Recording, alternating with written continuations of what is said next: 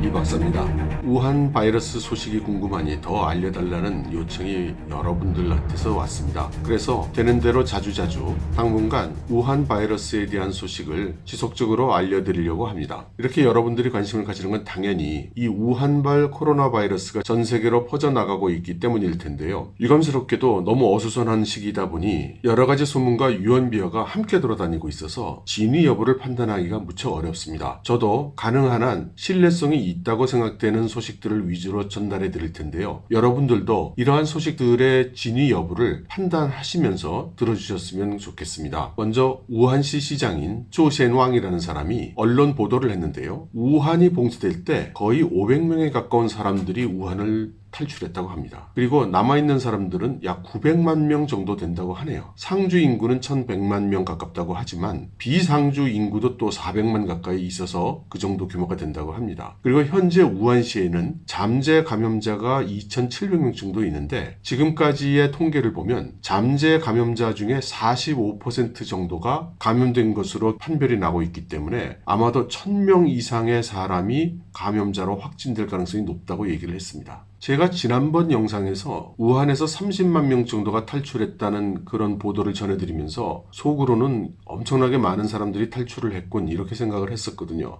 그런데 그 10배가 넘는 사람들이 탈출을 했다는 것입니다. 그 원인이 우한을 봉쇄한다는 방침을 발표를 했을 때 봉쇄 시간으로부터 8시간 전에 발표를 한 것입니다. 그러니까 봉쇄 소식을 들은 사람은 8시간 동안의 탈출 기회가 있었던 것입니다. 도대체 왜 이렇게 8시간이나 전에 발표를 했는지 알 수가 없는 일입니다. 당연히 시민들이 패닉 상태에 들어갈 것이라는 것을 예상했어야죠. 영화나 드라마를 조금 봤더라도 누구라도 짐작할 수 있는 일이 아니었을까요? 게다가 우한은 대학이 많은 도시라고 합니다. 대학생 인구가 200만 명 정도로 추산이 된다고 하거든요. 이 학생들이 방학을 하면서 다들 고향으로 돌아갔기 때문에 중국 전역에 우한 소재 대학을 다니던 대학생들이 귀향했다고 봐야 됩니다. 하기는 어떤 우한 사람은 우한을 탈출한 후에 전속력으로 티베트까지 가서 도착한 후에 거리에서 큰 소리로 외쳤다고 합니다. 난 살았다. 난 이제 바이러스 안 걸릴 거야. 뭐 이렇게 말이죠. 우한시는 바이러스 확산을 막기 위해서 공공교통을 통제를 했죠. 그리고 공공교통뿐만 아니라 일반 시민들의 승용차도 다 통제를 했었다고 합니다. 그런데 일괄적으로 통제를 하다 보니까 의료진들도 출퇴근을 잘 못해서 어려움을 많이 겪었다고 합니다. 이런 어이없는 사태들을 보면서 많은 사람들이 우한시 정부의 무능을 질책하고 있습니다. 그래서 우한시 정부는 어제부터 자동차의 운행을 재개했는데 조건이 있다고 합니다. 가족 중에 누군가 감염이 되면 승용차 운행을 금지시킨다고 합니다. 다행인 것은 물자들이 우한에 도착하기 시작해서 마스크라든가 기초적인 생필품들이 슈퍼마켓들에 들어서기 시작하면서 그간 겪었던 어려움이 풀리는 것으로 보입니다. 마스크의 경우는 하루에 100만 장씩 생산을 시작했다고 하고요. 그렇지만 일부에서는 전달받은 마스크라든가 가운 등에 문제가 있다고 불평을 하는 그런 동영상도 올라오고는 있습니다. 6일 안으로 완공하겠다고 했던 야전병원 기억하시나요? 이 호선산 의원이라고 이름이 붙었는데요. 이 병원은 완공이 되었다고 합니다. 이 중국의 속도전도 대단하죠. 그래서 27일 바로 오늘부터 환자들을 수용하기 시작한다고 합니다. 그런데 두 번째 병원도 짓는다고 하네요. 두 번째 병원인 레이선산 이외는 곧바로 15일 후부터 착공을 한다고 합니다. 그렇지만 지금 완공된 거선산 이외 같은 경우에 지난번 말씀드렸듯이 우한 시민들의 상수원 가까운 곳이어서 이게 잘못하면 더 큰 재앙이 될 수도 있다는 그런 우려들도 나오고 있습니다. 이러한 사태의 진전에 따라서 중국 정부는 전국에 춘절 휴일을 2월 2일까지 연장을 했습니다.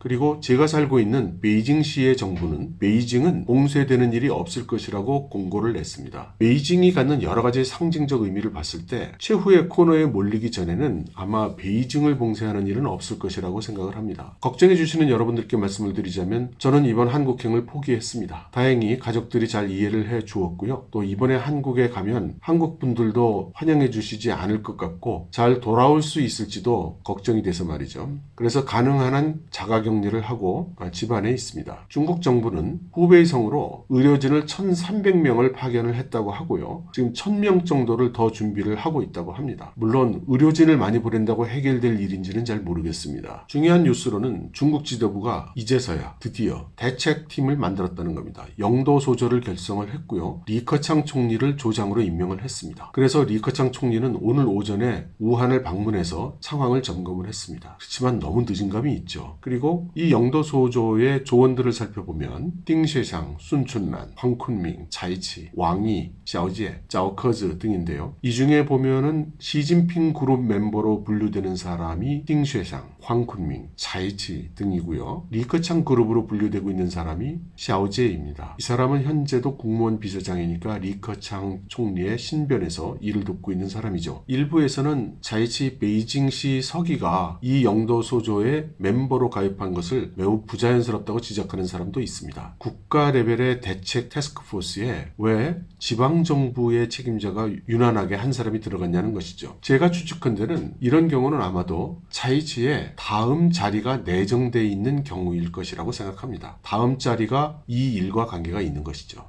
물론 제 짐작일 따름입니다. 이번 영도 소조의 결성에 대한 그 여론은 그렇게 썩 좋지 않습니다. 하나는 너무나 늦게 만들어졌다는 것이고요. 두 번째는 어떻게 일이라는 일이 생기기만 하면 모두 리커창 총리에게 갖다 앵기느냐 뭐 이런 시각입니다. 그러면서 시진핑 주석 본인은 도대체 무슨 일을 하는 사람이냐 이런 비판도 있죠. 저는 어느 편을 두둔하고 싶은 생각은 없습니다만 이런 체계는 중국 공산당과 중국 정부가 일하는 어떤 일관된 모습이기도 합니다. 당이 결정하고 정부가 행동하는 이런 역할 분담이죠. 그래서 사실 돌이켜 생각해보면 후진타오 시절에는 윈촨 대지진이 있었죠. 그때 윈촨으로 달려가서 상황 점검하고 지휘를 하고 사태를 수습했던 사람은 원자바오 총리였습니다. 그리고 어제 제가 올린 동영상에서 말씀드렸습니다만 짱저민 시대에는 장강 대홍수가 있었고 그때도 거기에 달려가서 상황을 파악하고 지휘한 사람은 주룽지 총리였죠. 이렇게 당과 정부의 역할 분담이 있는 것이죠. 그렇긴 해도 미중 무역전쟁에서 사실상 큰 낭패를 보고 이번 코로나 바이러스 대처 사태에서 중국 정부가 통치 능력, 위기 대처 능력, 그리고 도덕성, 그리고 고위 공직자들이 보여준 그 기율의 문제, 무능의 문제 이런 여러 가지 측면의 문제를 드러내면서 상당히 입장이 어려워지고 있는 것은 틀림없습니다. 지금까지 중국몽을 외치고 위대한 중국의 부흥을 도모하려고 했던 시진핑 그룹으로서는 매우 어려운 도전에 직면해 있다고도 할 수 있을 것 같습니다. 화제를 조금 바꿔서 코로나 바이러스 그 자체에 대한 새로운 진전에 대해서 말씀을 드리겠습니다. 지금까지는 이 코로나 바이러스가 주로 나이가 많이 드신 분들이 쉽게 걸리는 것으로 이야기가 되고 젊거나 어린 사람들은 잘 걸리지 않는 것으로 인식이 됐는데요. 이제 9개월 된 여자아이도 감염되는 사례가 발견이 되면서 이것이 연령의 문제가 아니다. 그리고 어쩌면 바이러스가 계속 변이하고 있을지도 모른다라는 그런 우려를 더 크게 하고 있습니다. 반면에 아직 확실한 것은 아니지만 좀 좋은 소식도 있습니다. 베이징에 있는 띠타니 위원회에서는 중국 의료의 특징인 중의학과 서양의학을 다 결합해서 치료를 하고 있었는데 이 중약을 병행 투입한 결과가 상당한 진전을 보이고 있다고 합니다. 그리고 지난번 동영상에서 이 병은 통제 가능하니 걱정하지 말라고 했다가 본인이 감염됐던 그 북경대 왕광화 교수 이 사람이 바이러스에서 회복이 됐다고 합니다. 그리고 그 회복이 가능했던 주된 원인이 에이즈 치료제 중에 하나를 사용을 했는데 그것이 효과가 컸었다고 합니다. 그래서 이 에이즈 치료약이 이번 코로나 바이러스 치료법 개발에 상당한 도움이 될 것으로 지금 보고 있다고 하네요. 물론 아직까지 어떤 결론이 나온 것은 아닙니다. 그리고 잠복기가 14일 내외로 지금 추정이 되고 있어서 아마 이번 주말부터 그 다음 주까지의 상황 전개가 이번 코로나 바이러스가 어떻게 정리될지를 알아볼 수 있는 시금석이 될 것 같다고 합니다. 현재로서는 각자 조심하고 각자 가능한 한 격리 상태로 있는 것 외에는